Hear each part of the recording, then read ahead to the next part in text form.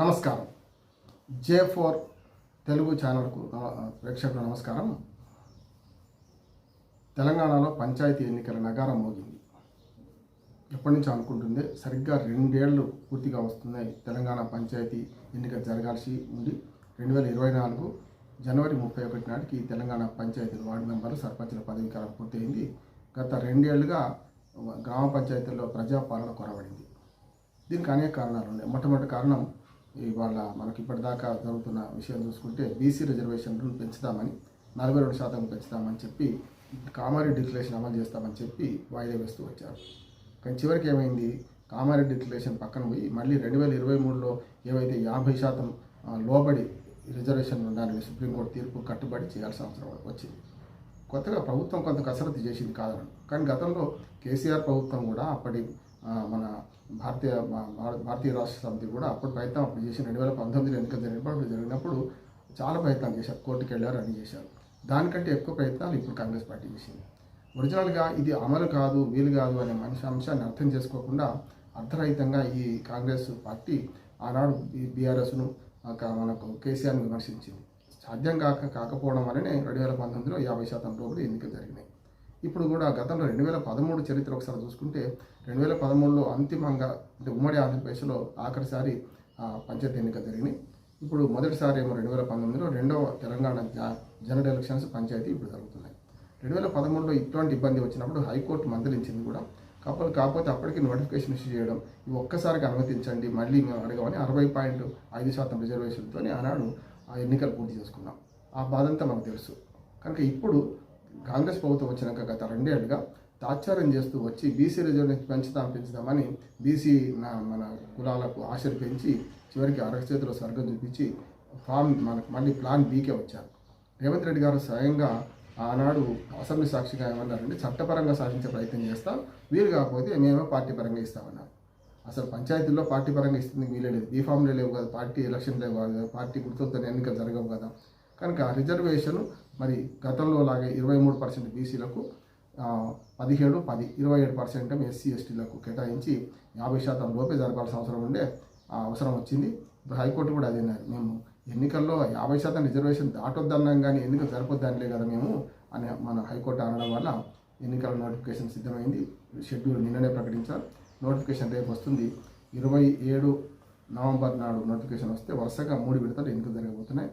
December 11, 14, 17 మొత్తం 20 రోజుల్లో, రేపటి నుంచి 20 రోజుల్లో ప్రాసెస్ పూర్తిగా అవుతుంది. పంచాయతీల సమస్యలు చాలా ఉన్నాయి. గత 2 ఏళ్ళుగా పదవులన్నీ ఖాళీగా ఉండడం, ప్రజాప్రతినిధి లేకపోవడం వల్ల గ్రామాలన్నీ కునారిల్లిపోయినాయి. రూపాయి రాష్ట్ర ప్రభుత్వం ఇవ్వలేదు, రూపాయి కేంద్ర ప్రభుత్వం ఇవ్వలేదు. ఇప్పటిదాకా కేంద్ర ప్రభుత్వ నిధులు 3,350 కోట్ల రూపాయలు గత 2 ఏళ్ళుగా ఆగిపోయింది. 15 ఆర్థిక సంఘ నిధులు కనుక రేపు మార్చి 31 దాకా ప్రజాప్రతినిధులు లేకుండా అంటే ఎన్నిక జరగకుండా ఉంటే మొత్తం గ్యాప్స్ అయిపోతాయి. అది కూడా కారణం చూపెడుతుంది.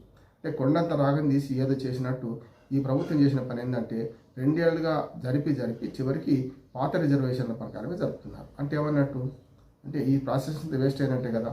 అదేదో మొదలే చేసి ఉంటే నష్టమేం లేకుండే. సరే ప్రయత్నం చేశారు, ప్రయత్నం లోపం లేదంటున్నాను నేను. కానీ ప్రయత్న లోపంలో మన సాధ్యం కాదని తెలిసి ప్రయత్నం చేశారని నేను అంటున్నాను. మొదటి నుంచి కూడా మొదట్లో కామారెడ్డి డిక్లరేషన్ అమలు ఇచ్చేటప్పుడే కనీసం పాత 34% అన్న చేస్తామని ఆలోచన ఉంటే కనీసం 60% దాటకపోయింది రిజర్వేషన్. అది పోయింది. సుప్రీంకోర్టు తీర్పుకు తెలుసు, తమిళనాడులో ఏం జరిగిందో తెలుసు, మొన్నటిదాకా మన మహారాష్ట్రలో పశ్చిమ బెంగాల్ ఏం జరుగుతుందో తెలుసు. తెలిసి బీసీలకు ఆశలు రేపారు, మొత్తం మీద మొండి చేసి చూపించారు. ఇప్పుడు బీసీ సంఘాలు ఐక్యమై దీని మీద ఉద్యమిస్తామంటున్నాయి. మేము ఎన్నికలు జరగనివ్వమంటున్నాం. కానీ సాధ్యం కాదు, ఎన్నికలు జరుగుతాయి, జరగాల్సిందే కూడా. ప్రజాస్వామ్యంలో ఎన్నికలు ప్రధానమైంది. ప్రజాస్వామ్యానికి ఎన్నికలు ప్రాణం.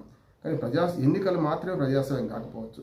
కానీ స్థానిక ప్రభుత్వాల ఎన్నికల్లో మొన్నటిదాకా జియో నెంబర్ 9 విడుదల చేసినప్పుడు ఎంపీటీసీ జెడ్పీటీ ఎలక్షన్ మొదలు పెడతా అని చెప్పి జియో మనకు నోటిఫికేషన్ ఇచ్చారు.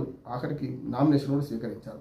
50% దాటుతుందంటే మిషతోని హైకోర్టు దానికి అడ్డుకట్ట వేసింది. 50% దాటకుండా మీరు చేసుకోవచ్చు అని. ఇప్పుడు అక్కడికే వచ్చింది. మరి ఎంపీటీసీ జెడ్పీటీసీ ఎన్నికలన్నీ కూడా పార్టీ పరంగా జరుగుతాయి కదా. పార్టీ పరంగా జరగని పంచాయతీ ఎప్పుడైనా ఏ రాష్ట్ర ప్రభుత్వం అయినా మొదటి పంచాయతీ ఎన్నికలు జరుపుతారు, తర్వాత పై అంచెల ఎన్నికలు జరుపుతారు, జెడ్పీటీసీ అన్నీ కూడా. ఇప్పటికైతే స్థానిక ప్రభుత్వాలు అన్నీ ఖాళీగానే ఉన్నాయి. ఒక పంచాయతీలే కాదు, ఎంపీటీసీల పదవీ కాలం అయిపోయి 1.5 ఇయర్ అయింది. జడ్పీటీసీల పదవీ కాలం అయిపోయి 1.5 ఇయర్ అయింది. మున్సిపాలిటీల పదవీ కాలం అయిపోయి 1.5 ఇయర్ అయింది. చివరికి జిహెచ్ఎంసీది కూడా ఇంకొక 2 నెలల్లో ముగుస్తుంది. ఫిబ్రవరి 10వ తేదీకి ఇవాళ మన జిహెచ్ఎంసీ ఎన్నికల మన పాలక వర్గాల పదవీ కాలం కూడా పూర్తవుతుంది. అంటే ఏంది, రాష్ట్రంలో ప్రజాపాలన కేవలం రాష్ట్ర ప్రభుత్వం ఉంది, కానీ కింది ప్రభుత్వాలు ఏమీ లేవు, స్థానిక ప్రభుత్వాలు ఏమీ లేకుండా ఉన్నాయి. ఈ స్థితిలో మొదలు పంచాయతీ ఎన్నికలు ఆహ్వానిస్తూనే అందులో జరుగుతున్న పొరపాట్లను కూడా కొంత ప్రస్తావించే ప్రయత్నం చేస్తాను.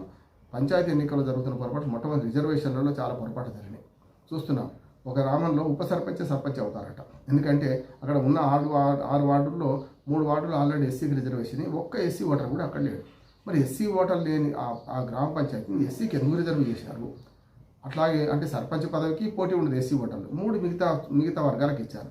అంటే ఏమవుతుంది, మిగతా వర్గాల వాళ్ళే ఎన్నిక కావాలి. ఎన్నికైన తర్వాత 3 సీట్లలో ఎవరు వస్తారు, ఎస్సీ పంచాయతీ రిజర్వేషన్ అయితే పోయినట్టే కదా.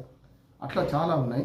అట్లాగే మహిళల రిజర్వేషన్లో కూడా చాలా పొరపాటు జరిగింది. నేను రిజర్వేషన్ వివరాలు గ్రామాల వారికి చెప్పలేను, కానీ నా దగ్గర ప్రూఫ్ ఉన్నది. దాంట్లో ఏంటంటే చాలా వరకు 50% మహిళలకు రిజర్వేషన్ ఇవ్వాలి. కానీ ఏం చేశారు, ఇక్కడ వీళ్ళు 50 సీట్లు ఉంటే 25 సీట్లు మహిళలకు, 25 సీట్లు వాళ్ళు. కానీ అన్ని వర్గాలు అంటే ఎస్సీ, ఎస్టీ, బీసీ, అట్లానే మన జనరల్ స్థానాల్లో కూడా అన్నింటిలో 50% మహిళలకు దక్కాలి.